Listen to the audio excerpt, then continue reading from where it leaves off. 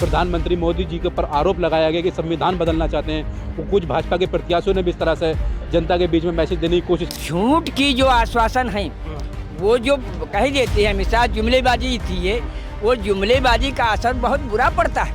आज पार्टी के अंदर भी द्वेष भावना भर गई। होगा 400 पार ही होगा। लेकिन मोदी जी ने तो बंद कर दिया नारा देना। नहीं, बंद नहीं कर दिया, होगा। इन्होंने कह दिया, हम इनकी बात को ठीक मान लिए, लेकिन परिणाम जब सामने आएंगे तो फिर साफ खुल जाएगा। अच्छा, मुझे एक बात बताइए, किसी बहुमत को पाने के लिए 272 सीटें तो चाहिए, उनको 400 क्यों चाहिए? संविधान में संशोधन करना है ना, बदलाव करना है। अच्छा, नमस्कार दोस्तों, आज हम मौजूद हैं उत्तर प्रदेश की राजधानी लखनऊ के अंदर और लोगों से जानने की कोशिश करेंगे कि 2024 के चुनाव को लेकर जनता के बीच का क्या माहौल है।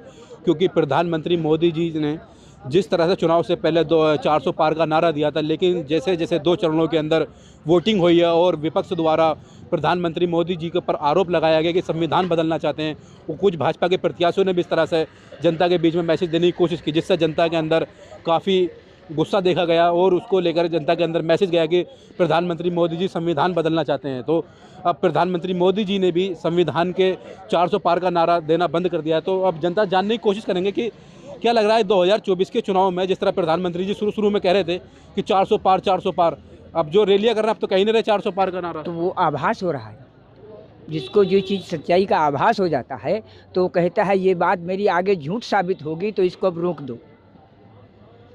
ये जो विपक्ष ने मैसेज दे दिया जनता के बीच में कि संविधान बदलना चाहते हैं, जबकि प्रधानमंत्री मोदी जी कह रहे हैं कि अंबेडकर साहब भी आ जाएंगे तब भी नहीं बदलने दूंगा मैं संविधान। तो देखो, मुझसे पूछा गया था 15 में, जब 14 में मुख्य प्रधानमंत्री बने और 15 में बिहार का चुनाव हुआ। 15 में बिहार के चुनाव को भाजपा हार गई। तो भाजपा के एक बड़े नेता थे, आकर मुझसे अकेले चुपचाप पूछे, पंडित जी आपका आकलन बहुत सही रहता है, तो आप बताओ यह बिहार में भाजपा चुनाव कैसे हार गई? तो हमने कहा प्रधानमंत्री जी ने हरा दिया।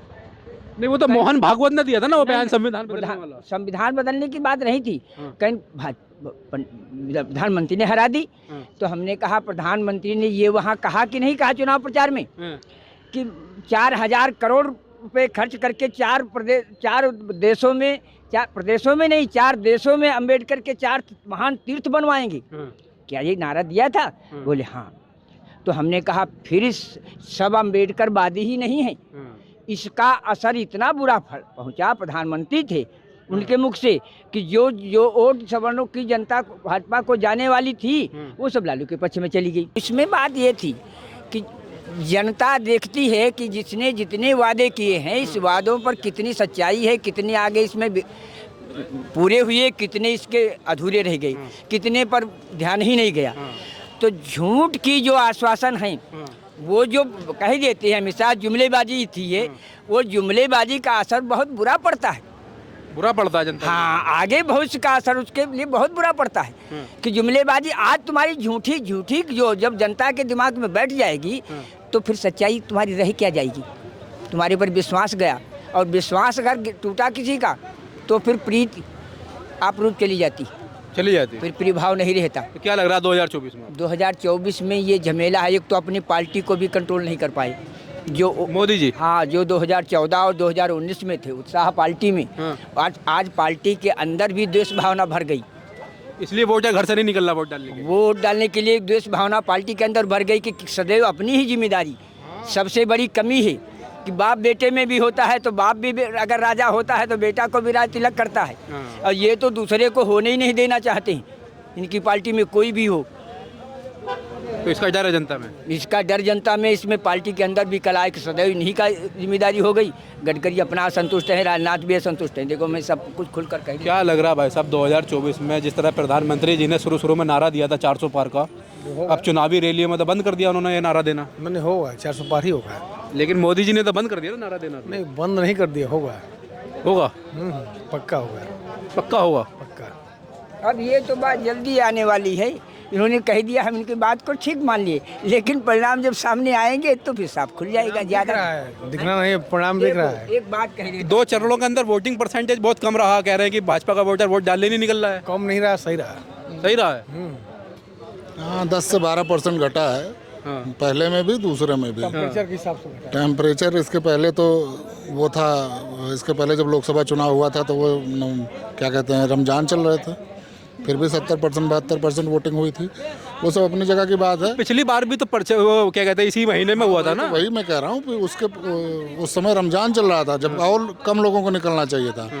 इस समय उनके देखिए वोटर उदासीन हो गया है। भाजपा का वोटर उदासीन है। बिल्कुल बिल्कुल, वो बिल्कुल वोट नहीं करना चाह रहा है। वो भाजपा के कार्यकर्ता, उनके जो पदाधिकारी हैं वो सब उदासीन हो गए हैं। डिक्टेटरशिप पार्टी में भी है।